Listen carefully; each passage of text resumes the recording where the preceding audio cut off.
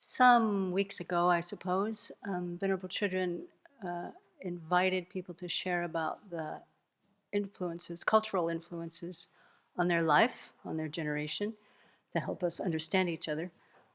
And for a very long time, I have a file on the top of my desktop for Bodhi's BBC topics when I don't have anything to say.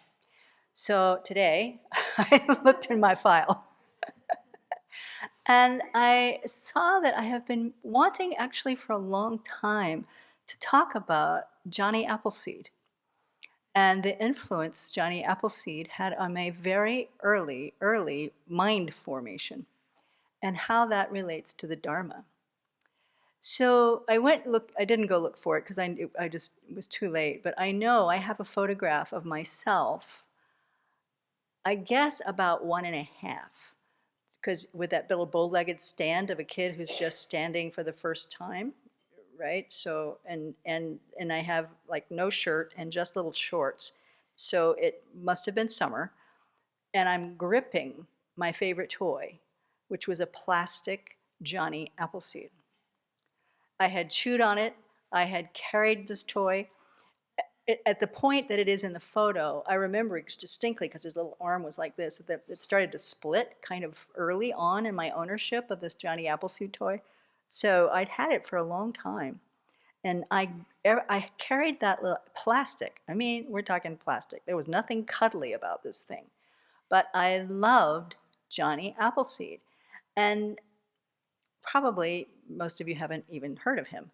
But in a 1948 Disney film called The Melody of Something, they had little shorts of, they weren't cartoons, I guess animated figures. They weren't maybe cartoon, I don't know how you characterize the difference. But anyway, they were cartoons. And Johnny Appleseed was this kind of scrawny little guy, as it was said he was. And he wore a pot for his hat. So there was the hat with the handle, and he had, they said he was spreading through the West, so the toy was a little buckskin guy. And in the little 17-minute clip, you have this picture of Johnny Appleseed, who was a folk hero for a long time, who was, his name was John Chapman, and he was a pioneer nurseryman who introduced trees grown with apple seeds instead of being grafted. So this mission that he took on, because he was so enamored of being able to feed people, especially as they went west, as they became pioneers. Now, he was born in 1774. So when I looked up how far west did he go, because I've often wondered, are our apple trees Johnny Appleseed's apple tree? No way. He got as far west as like Ohio, Ontario, and West Virginia. So this was very, very early in the United States existence. But what this little, I didn't go even back and try to watch it. What I remember was about how kind this man was personified to be. That his mission was to go around planting these seeds and tending these orchards so that people, as they developed land, developed their new homes out in the West, they would have food, healthy food for them to eat. So I went and actually looked this up to see how valid was this Disney depiction of this guy. And, we don't know the whole story. But one of the things they talk about, I mean, he was known to being kind of eccentric in his clothing. He went barefoot as much as possible, generally, where's Venerable Gyatso? A relative, or anyway, he was influenced by this maybe without even knowing it. So he went barefoot. He would only lived outside mostly. It's also said that he didn't just go out and scatter seeds around. He helped people develop their orchards. He helped them tend them until they were growing. And then it's said, one historian says, this was no poor man. He bought and built orchards all over that part of the country to tend them over and over and over. So it was by choice.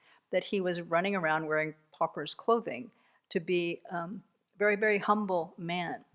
So some of the stories they talk about him, these are not from the folklore part. These are historians who have looked him up. One cool autumn night, while lying by his campfire in the woods, he observed that the mosquitoes flew in the blaze and were burned. Johnny, who wore on his head a tin utensil, which answered both as a cap and a mushpot, filled it with water and quenched the fire, and afterward remarked, "God forbid that I should build a fire for my comfort that should be the means of destroying any of God's creatures." This is an unusual person.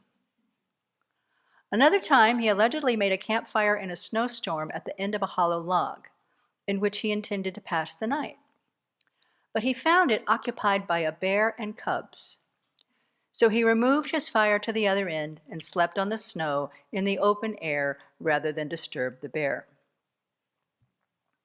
And here's the last story I'll share. He heard that a horse was to be put down. So he bought the horse, bought a few grassy acres nearby, and turned it out to recover. When it did, he gave the horse to someone needy, exacting a promise to treat it humanely. During his later life, he was a vegetarian. So he was also a kind of a missionary. It was called the New Church, and I couldn't get much information about what it was, but it had this tendency to love every being. And his mission, too, with the apple seeds is as he passed them on, he says, plant them for the good of others with love and compassion. Now, how familiar does all that sound? Interestingly, so in this funny way, I don't know. I have admired with him without knowing all this background. I mean, this is based on Disney, so who knows? But as a child, he was one of my heroes. As a person that wanted to share those apple seeds with so many people to be of benefit to them, so much so that I chewed that toy up until I don't remember actually when it went, but I had it for a long, long, long, long time. So he still often comes up in my mind, because when we say that we are planting seeds of virtue in ourselves, or we are planting seeds in virtue so that their own virtue can grow, or when we talk about planting seeds of the Dharma in American soil, Johnny Appleseed sometimes comes to mind. He's not wearing Tibetan clothes or anything like that. But just this idea that as a country, we also have a long legacy of folk heroes who moved through the world with a wish to plant the seeds of goodness, not just to harm, not just to conquer, not just to get wealthy, not to, not the other side of our national personality, our human personality. It's not just us. That there these qualities of planting seeds. Here's the punchline.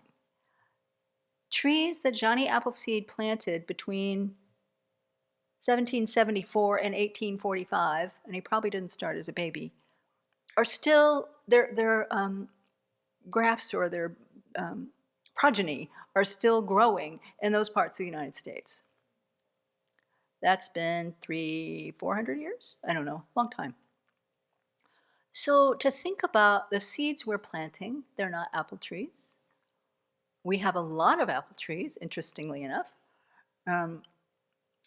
but that the seeds we're planting are not just going to last 400 years, they'll last forever, forever, forever. So to not lose track or not to lose our confidence in the Dharma path, that we are really trying to grow the seeds of our own virtue with a bigger motivation than actually to make sure people are well fed, which is extremely important, but to make sure that all people sometime, someday, on our way to becoming and then becoming fully awakened, so that all of that even need for apples is no longer relevant. But I don't know, somehow an American folk hero in the back of my mind when I think about the Bodhisattvas just connects it to home. So that's my short story for today.